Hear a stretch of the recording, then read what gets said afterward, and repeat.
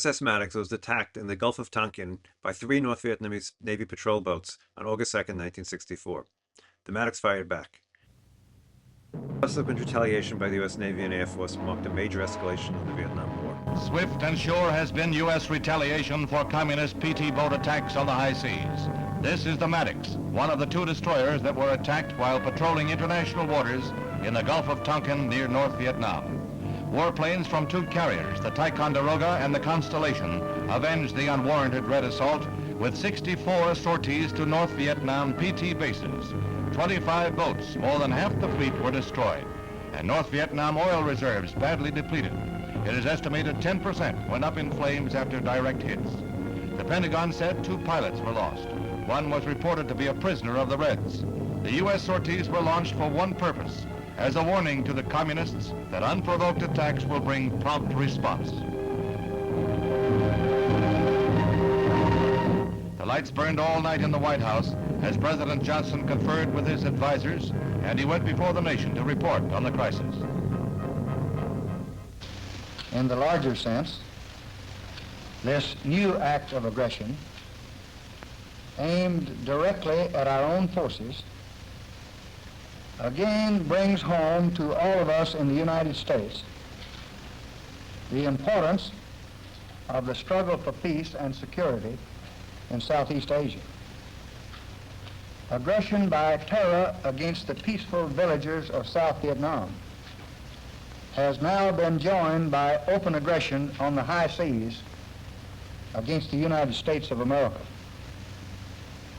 The determination of all Americans to carry out our full commitment to the people and to the government of South Vietnam will be redoubled by this outrage.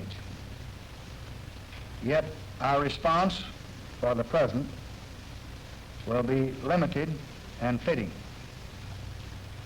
We Americans know, although others appear to forget, the risk of spreading conflict. We still seek no wider war. I have instructed the Secretary of State to make this position totally clear to friends and to adversaries, and indeed to all. I have instructed Ambassador Stevenson to raise this matter immediately and urgently before the Security Council of the United Nations. At the Security Council meeting, Ambassador Stevenson reported the attacks as required by the Charter. In Southeast Asia, we want nothing more and nothing less than the assured and guaranteed independence of the peoples of that area. We are in Southeast Asia to help our friends preserve their own opportunity to be free of imported terror, of alien assassination managed by the North Vietnam communists based in Hanoi and backed by the Chinese communists from Peking. Before this new Southeast Asia crisis, the United States had announced that 5,000 more military advisors were being sent to South Vietnam to bring our forces there to 21,000. Now this number will be increased even further. At sea, on land, and in the air, the awesome United States military machine is mounting a force that can face up to any threat. In the field, the communist Viet Cong rebels appear to be stronger in recent weeks. They have made hit-and-run raids within 4 miles of Saigon, center of U.S. and South Vietnam operations. There are reports of an enemy troop buildup on the South Vietnam northern border. Now it appears that for the first time, there is talk of a South Vietnam drive into North Vietnam.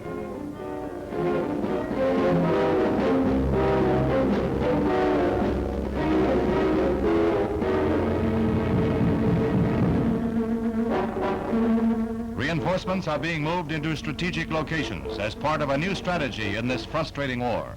This is not to force a showdown with the Reds, but to emphasize the U.S. wish to contain the war. Interceptor and fighter bomber aircraft are being flown into South Vietnam and Thailand rapidly, as other air squadrons are transferred from the United States to advanced bases in the Pacific. As always, political differences faded in the United States, and leaders of both parties united behind the president to grant him all powers necessary to carry out our commitments to defend world peace. It is a solemn responsibility to have to order even limited military action by forces whose overall strength is as vast and as awesome as those of the United States of America. But it is my considered conviction, shared throughout your government, that firmness in the right is indispensable today for peace. That firmness will always be measured. Its mission is peace.